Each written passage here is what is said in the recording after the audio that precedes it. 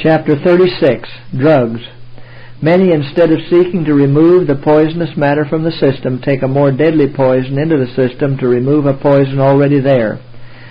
Many parents substitute drugs for judicious nursing. Drugs never cure disease, they only change its form and location. When drugs are introduced into the system, for a time they seem to have a beneficial effect. A change may take place, but the disease is not cured. It will manifest itself in some other form. The disease which the drug was given to cure may disappear, but only to reappear in a new form, such as skin diseases, ulcers, painful diseased joints, and sometimes in a more dangerous and deadly form. Nature keeps struggling, and the patient suffers with different ailments until there is a sudden breaking down in her efforts, and death follows. Every additional drug given to the patient will complicate the case and make the patient's recovery more hopeless. An evil simple in the beginning, which nature aroused herself to overcome, and which she would have done if left to herself, aided by the common blessings of heaven, has been made tenfold worse by introducing drug poisons into the system, which cause of themselves a destructive disease, forcing into extraordinary action the remaining life forces to war against and overcome the drug intruder. Sick people who take drugs do appear to get well. With some there is sufficient life force for nature to draw upon to so far repel the poison from the system that the sick, having a period of rest, recover. But no credit should be allowed the drugs taken, for they only hindered nature in her efforts. All the credit should be ascribed to nature's restorative powers. Powerful poisons are often administered which fetter nature in all her friendly efforts to recover from the abuse the system has suffered. Drugging should be forever abandoned, for while it does not cure any malady, it enfeebles the system, making it more susceptible to disease. There are more who die from the use of drugs than all who would have died of disease had nature been left to do her own work. Medicines have no power to cure, but will most generally hinder nature in her efforts. Medicine deranges nature's fine machinery and breaks down the constitution. It kills but never cures.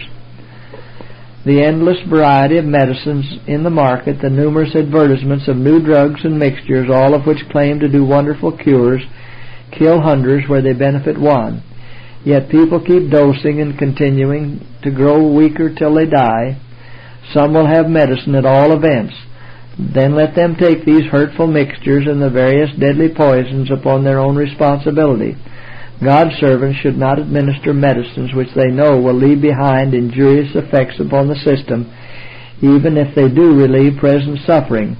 Every poisonous preparation in the vegetable and mineral kingdoms taken into the system will leave its wretched influence, affecting the liver and lungs and deranging the system generally. The sick are in a hurry to get well, and the friends of the sick are impatient. They will have medicine, and if they do not feel that powerful influence upon their systems, which their erroneous views lead them to think they should feel, they impatiently change to another physician.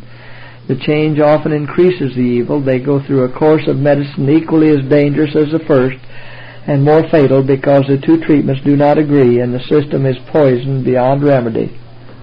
Although the patient may recover, yet the powerful effort nature was required to make to overcome the poison injured the constitution and shortened the life of the patient. There are many who do not die under the influence of drugs, but there are very many who are left useless wrecks, hopeless, gloomy, and miserable sufferers, a burden to themselves and to society. Everywhere you go you will see deformity, disease, and imbecility, which in very many cases can be traced directly back to drug poisons. Drugs given to stupefy, whatever they may be, derange the nervous system. Our institutions are established that the sick may be treated by hygienic methods, discarding almost entirely the use of drugs. There is a terrible account to be rendered to God by men who have so little regard for human life as to treat the body ruthlessly in dealing out drugs, and we are not excusable if through ignorance we destroy God's building by taking into the stomach poisonous drugs under a variety of names we do not understand. It is our duty to refuse all such prescriptions.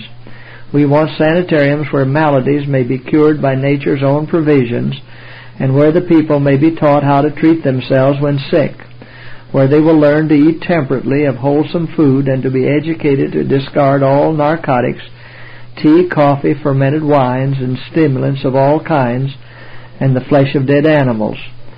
Drug medication, as it is generally practiced, is a curse.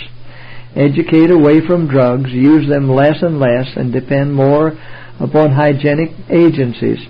Nature will respond to God's remedies: pure air, pure water, proper exercise, and a clear conscience. To use drugs while continuing evil habits is certainly inconsistent and greatly dishonors God by dishonoring the body which He has made.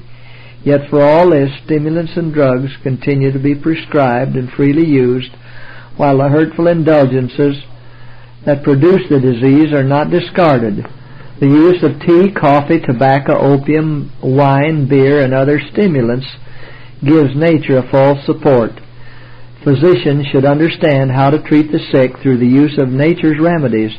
Pure air, pure water, and healthful exercise should be employed in the treatment of the sick.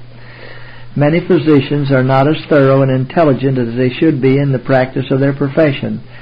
They resort to drugs when greater skill and knowledge would teach them a more excellent way. Lives have been lost which might have been saved if drugs had not been resorted to. As a rule, the less frequently they are employed, the better the patient will prosper. Make use of the remedies that God has provided. Pure air, sunshine, and the intelligent use of water are beneficial agents in the restoration of health. But the use of water is considered too laborious. It is easier to employ drugs than to use natural remedies. In treating the sick, the physician will seek God for wisdom. Then, instead of placing his dependence upon drugs and expecting that medicine will bring health to his patients, he will use nature's restoratives and employ natural means whereby the sick may be aided to recover. The Lord will hear and answer the prayers of the Christian physician. A great amount of good can be done by enlightening all to whom we have access as to the best means not only of curing the sick but of preventing disease and suffering. The physician who endeavors to enlighten his patients as to the nature and cause of their maladies and to teach them how to avoid disease may have uphill work.